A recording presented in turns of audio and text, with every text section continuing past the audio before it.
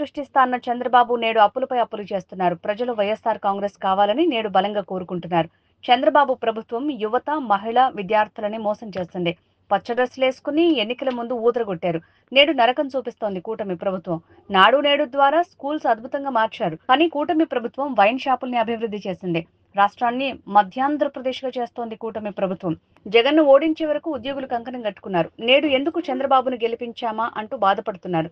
ఉమ్మడి చిత్తూరు జిల్లా అధ్యక్షుడిగా భూమన కరుణాకర్ రెడ్డి అందరికీ అండగా ఉన్నారని రోజా అన్నారు. వైఎస్ఆర్సీపీ పార్టీలో నూతన ఉత్సాహంతో ఈరోజు ప్రతి కార్యక్రమం కూడా విజయవంతం కావడం మనం అందరం కూడా గమనించాలి. ఈ కార్యక్రమానికి విచ్చేసిన మా గురువు గారికి, అలాగే మన ప్రియతమ ఎంపీ గురుమూర్తి గారికి, మనకి ఎప్పుడూ అండగా ఉంటూ మన నగిరి నియోజకవర్గానికి సపోర్ట్ చేసే తండ్రి సమానులు రెడ్డప్ప గారికి,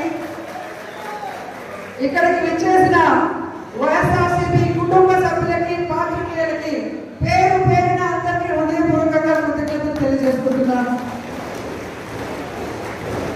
సో మన ప్రభుత్వం మనం ఎలా చేశాం, ప్రజల్ని ఎలా ఆదుకున్నాం అనేది మీ అందరికీ కూడా తెలుసు. కానీ ఇక్కడ మనం తప్పు చేసి ఓడిపోలేదు. కూటమి ప్రభుత్వం తప్పుడు ప్రచారం వల్ల ఈరోజు మనం ఓడిపోయాం. 6 నెలల ముందు ఏర్పడిన కూటమి ప్రభుత్వం 6 నెలల్లోనే ఆలీబాబా అరడజను దొంగల ప్రభుత్వం లాగా గమనిస్తున్నారు. ఎన్నికల ముందేమో అరచేతిలో వైకుంఠం చూపించారు కూటమి ప్రభుత్వం వాళ్ళు, అది చేస్తాం ఇది చేస్తామని. కానీ 6 నెలలకే నరకం చూపిస్తున్నారు ఆంధ్రప్రదేశ్ ప్రజలకి. ఈరోజు ఎక్కడికి వెళ్ళిన రాష్ట్రంలో జగనన్నని ఓడించుకొని తప్పు చేశామని ప్రతి ఒక్కరూ కూడా పశ్చాత్తాపడుతున్నారు, బాధపడుతున్నారు. ఎందుకంటే జగనన్న ఈ రాష్ట్రంలో కులం చూడలేదు, మతం చూడలేదు, పార్టీ చూడలేదు. పేద ప్రజలు బాగుండాలనుకున్నాడు.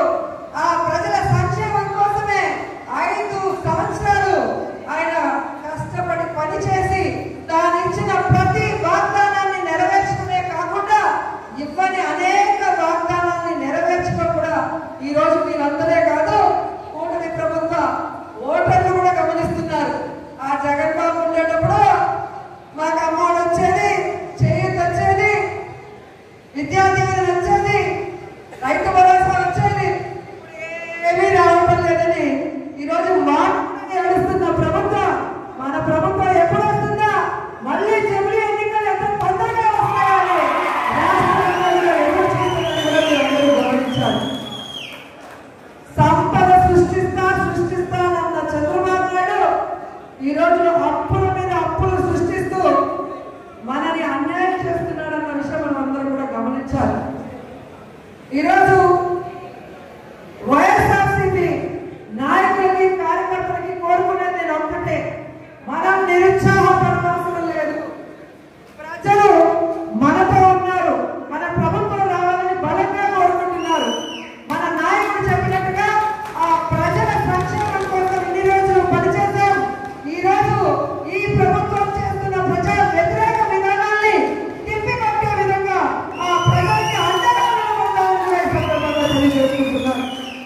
ఎందుకంటే చంద్రబాబు నాయుడు ప్రభుత్వం యువతను మోసం చేసింది, మహిళల్ని మోసం చేసింది, విద్యార్థుల్ని మోసం చేసింది, ఈరోజు ఉద్యోగస్తుల్ని కూడా మోసం చేసింది.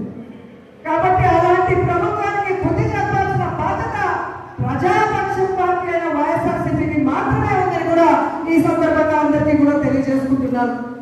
ఎందుకంటే మీరందరూ కూడా ఎన్నికల ప్రచారంలో చూశారు, మనం చేసుకున్నది చెప్పుకోవాలంటే చాలా ఉంటుంది. కానీ వాళ్ళు ఇంతే కాబట్టి నీకు 18, నీకు 15, నీకు 15, నీకు 45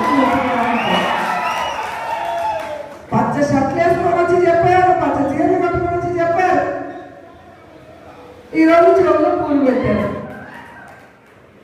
సో మహిళలంతా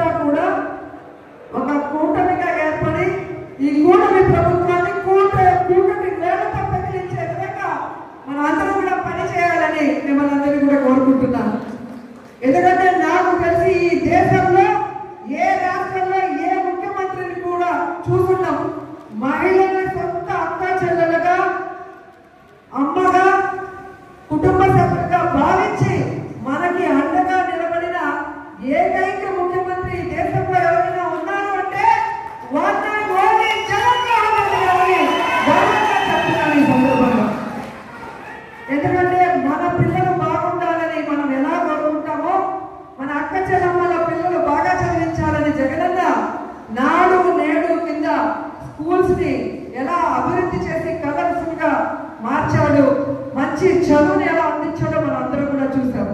కానీ ఈ కూటమి ప్రభుత్వంలో ఎక్కడ చూసినా వైన్ షాపుని కలర్ఫుల్ గా డెకరేట్ చేశారు, వీధికి ఒక బెడ్ షాపుని పెట్టి పేదవాడు సంపాదించిన డబ్బుని ఎలా పీల్చి పిప్పి చేస్తున్నాడో మనం అందరం కూడా చూస్తున్నాం. వీటన్నిటికీ కూడా